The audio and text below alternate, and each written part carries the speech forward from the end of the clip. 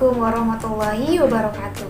Saya Nurul Masupa dari kelompok 5 dengan rekan-rekan saya, yaitu yang bernama Miftahul Dana Al-Faizi, Deva Denisha Ramawati, Sarah Soiha, dan Abila Afifah akan mempresentasikan mengenai keterampilan dasar mengajar 3. Yang pertama yaitu keterampilan memberi penguatan. Penguatan adalah suatu respon yang diberikan terhadap perilaku atau perbuatan baik yang dapat memicu terulangnya perbuatan baik tersebut. Unsur keterampilan penguatan ada 3. Pertama, suatu respon. 2, modifikasi tingkah laku. Dan ketiga, dorongan atau koreksi. Pertama yaitu suatu respon. Respon atau tanggapan yang diberikan atau ditunjukkan kepada seseorang, yaitu siswa untuk memberikan apresiasi sekaligus sebagai informasi yang terkait dengan perilaku atau kinerja yang telah ditunjukkannya. Seseorang akan tahu letak kelebihan dan kekurangan terhadap yang diperbuatnya.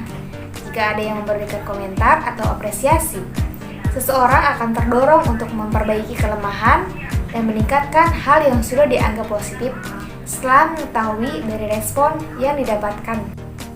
Kedua, modifikasi tingkah laku.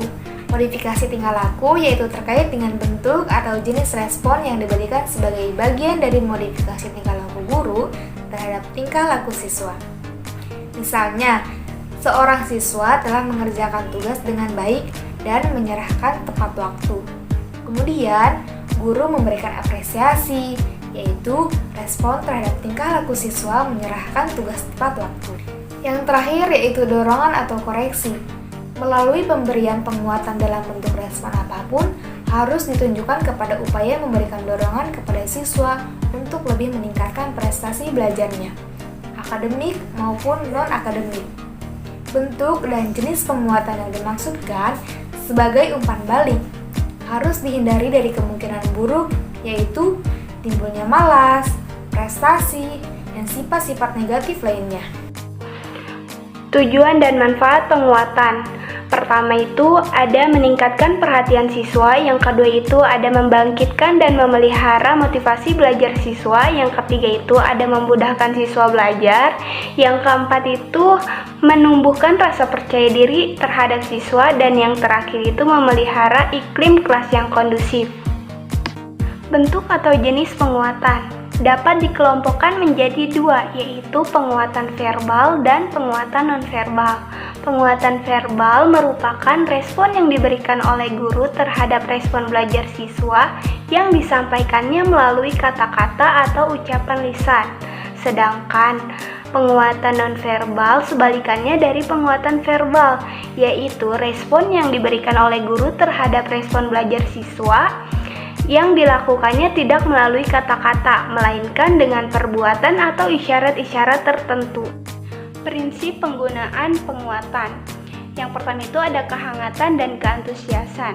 Jadi setiap pemberian penguatan, baik penguatan verbal maupun nonverbal, harus disertai dengan ketulusan dan keikhlasan, semata-mata menghargai perbuatan siswa. Oleh karena itu, setiap memberikan penguatan harus dengan perasaan atau mencerminkan perasaan senang dan dilakukannya dengan sungguh-sungguh. Misalnya mimik wajah yang gembira, suara yang meyakinkan, dan lain sebagainya.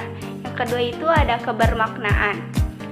Jenis atau bentuk penguatan yang diberikan itu harus memiliki makna bagi siswa, yaitu bentuk atau jenis yang diberikan itu baik dengan kata-kata maupun isyarat harus dipilih atau disesuaikan dengan makna yang terkandung di dalamnya. Dan yang ketiga itu ada menghindari penguatan negatif. Dalam memberikan penguatan, sebaiknya guru harus menghindari respon-respon negatif. Misalnya kata-kata kasar yang tidak mendidik, cecaran, hinaan, dan isyarat yang menyudutkan siswa. 2. Keterampilan membimbing diskusi kelompok kecil. Di sini ada diskusi kelompok. Diskusi kelompok adalah suatu proses pembicaraan yang teratur yang melibatkan sekelompok orang dalam interaksi tatap muka yang informal dengan tujuan berbagi pengalaman atau informasi, mengambil keputusan, atau memecahkan suatu masalah. Tujuan dan manfaat kegiatan diskusi. Adapun tujuan dan manfaat kegiatan diskusi yaitu 4, diantaranya 1. menumpuk sikap toleransi, yaitu siswa dapat menghargai pendapat yang dikemukakan oleh setiap peserta didik. Nah, yang kedua, menumpuk kehidupan demokrasi, yaitu setiap siswa secara bebas dan bertanggung jawab terbiasa membentuk pendapat atau bertukar pikiran untuk mencapai tujuan pembelajaran yang diharapkan. 3. Mendorong pembelajaran secara aktif, yaitu siswa dalam membahas suatu topik pembelajaran tidak hanya menerima dari guru, akan tetapi melalui kerjasama dalam kelompok diskusi siswa, belajar mengembangkan kemampuan berpikirnya, belajar memecahkan masalah. Yang keempat atau yang terakhir, menumbuhkan rasa percaya diri, yaitu dengan kebiasaan untuk berargumentasi yang dilakukan antara sesama teman dalam kelompok diskusi akan mendorong keberanian dan terbinanya rasa percaya diri bagi siswa untuk mengajukan pendapat maupun mencari solusi pemecahan. C. Tahap-tahap kegiatan diskusi. Diskusi dalam proses pembelajaran termasuk ke dalam salah satu jenis pembelajaran. Yang pertama, memusatkan perhatian selama kegiatan diskusi berlangsung. Guru senantiasa harus berusaha memusatkan perhatian dan aktivitas pembelajaran kepada siswa pada topik atau permasalahan yang didiskusikan. 2. Memperjelas masalah atau aturan pendapat. Guru atau pemimpin diskusi harus segera memperjelas terhadap pendapat atau pembicaraan peserta diskusi yang kurang jelas ditangkap oleh peserta diskusi lainnya. Yang ketiga, menganalisis pandangan siswa. Perbedaan pendapat dalam diskusi adalah suatu yang wajar dan sangat mungkin terjadi. Yang keempat, meningkatkan partisipasi siswa diskusi dalam pembelajaran antara lain adalah untuk melatih kemampuan berpikir siswa, yaitu belajar menyampaikan ide, pendapat, komentar, kritik, dan sebagainya. 5. Menyebarkan kesempatan berpartisipasi. Proses dan hasil diskusi harus mencerminkan dari hasil kerja kolektif antar sesama peserta diskusi. Yang keenam, menutup diskusi. Kegiatan terakhir ini dari pelaksanaan diskusi adalah menutup diskusi. Ketiga, keterampilan mengajar kelompok kecil dan perorangan. Keterampilan mengajar kelompok kecil dan perorangan adalah salah satu cara yang dilakukan untuk dapat memfasilitasi sistem pembelajaran yang dibutuhkan oleh siswa, baik secara klasikal maupun individu. Oleh karena itu, keterampilan ini harus dilatih dan dikembangkan oleh calon guru atau guru dapat memiliki banyak pilihan untuk dapat melayani siswa dalam melakukan proses pembelajaran. Unsur-unsur pembelajaran kelompok kecil dan perorangan. Yang pertama, ada peran guru. Yang kedua, karakteristik mengajar kelompok kecil dan perorangan. Yang ketiga, keterampilan yang dituntut. Yang pertama, ada peran guru. Di antaranya adalah peran guru sebagai motivator, yaitu guru memposisikan diri sebagai penggerak yang menumbuhkan semangat dan kekuatan belajar bagi siswa. Dengan cara itu, siswa dirangsang dan didorong untuk melakukan aktivitas belajar sesuai dengan kemampuan gayanya masing-masing. Kedua, peran guru sebagai fasilitator. Guru berperan dalam memberikan pelayanan termasuk ketersediaan fasilitas guna, memberi kemudahan dalam kegiatan belajar bagi peserta didik. Lingkungan belajar yang tidak menyenangkan, suasana ruang kelas yang kurang kondusif, dan mendukung menyebabkan minat belajar peserta didik menjadi rendah. Yang kelima, ada pola interaksi pembelajaran, yaitu komunikasi pembelajaran hendaknya dikembangkan dengan jaringan komunikasi interaktif. Melalui komunikasi interaktif, siswa tidak hanya sebagai pendengar atau penerima informasi pembelajaran yang disampaikan oleh guru, akan tetapi sebagai pembelajaran yang akan aktif. Dan yang keenam, ada pemanfaatan sumber pembelajaran secara luas dan bervariasi, yaitu bagaimana dalam proses pembelajaran, siswa tidak hanya terpaku pada guru atau satu buku saja sebagai sumbernya. Pada era ilmu pengetahuan dan teknologi semakin berkembang dengan cepat, terutama teknologi informasi dan komunikasi.